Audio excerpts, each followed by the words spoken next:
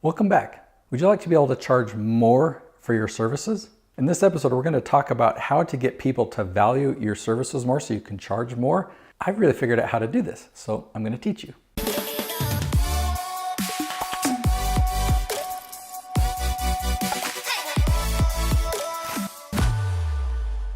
I've been in business 9 years, but to be transparent, the first 8 years has been a really rough financial roller coaster. Yeah, really rough. Meaning I've had some great months, but I've had some terrible months that eat up all the profits from the great months. There's been times of sitting at the Walmart parking lot. This memory always comes back to me.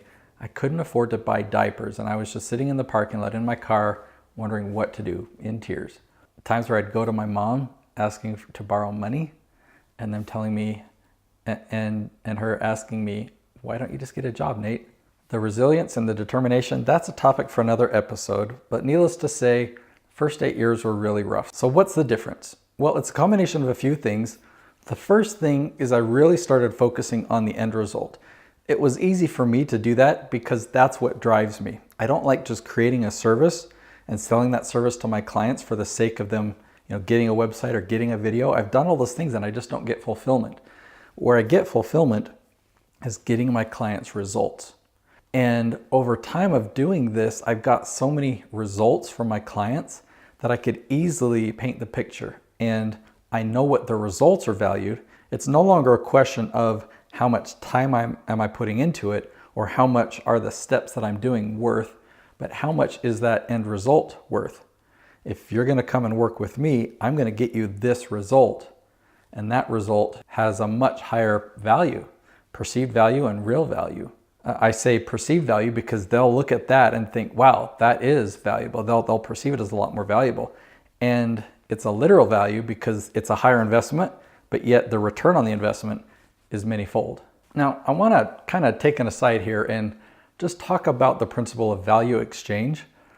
If I had a service that cost $100,000, valuable, right? And if I were to give that to somebody and charge them $1,000 for it, even if it's the exact same service, the exact same quality, the exact same coaching, they pay, let's say they pay $100 a month for the year. So they pay $1,200 instead of the real price, okay? How much value are they going to get out of that?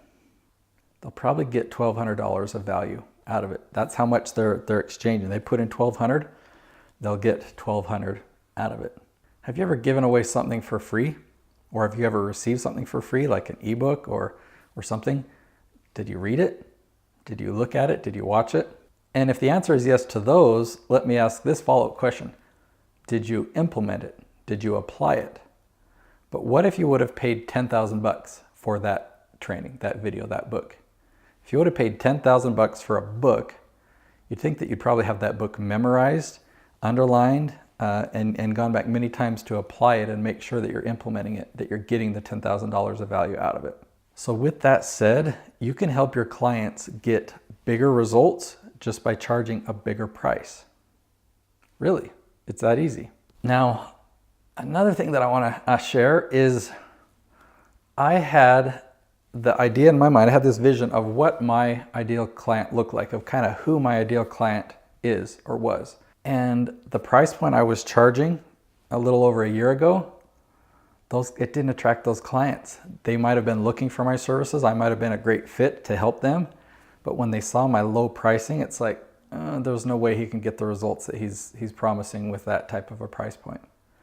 As soon as I raised my price point, quadrupled it, I quadrupled my pricing, added in some profit margin, okay? Those same people looked at my service and like, wow, yeah, let's do this, okay? Also, I had the outcome in mind when we talked about the result. And that leads me to the next principle I want to talk about is track record. When you have a track record, you can showcase those results. People will see that. I mean, for me, my track record is so huge that I get referrals. I don't even have to do any marketing. I get referrals and word of mouth. I network and people see what I've done. And they're like, okay, what does it look like to work with you? I want to work with you. So track record is huge. What can you do to get a good solid track record?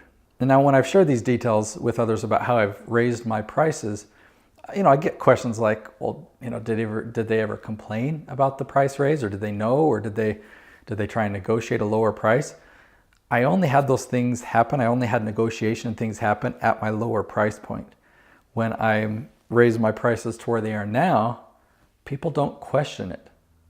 They basically, they want to see the agreement. They want to look through it, make sure everything's good. I have a year agreement with my clients, and then they pay it. And that's caused me to really reflect on some things, and things that I buy myself, and that I don't like to use coupons anymore. I don't like to negotiate pricing, because if I'm buying an outcome, I'm buying a result, and then I try and negotiate that price, it's like I'm kind of negotiating the result. Well, can I negotiate the value exchange here? Maybe that's a stretch, but that's how I look at it.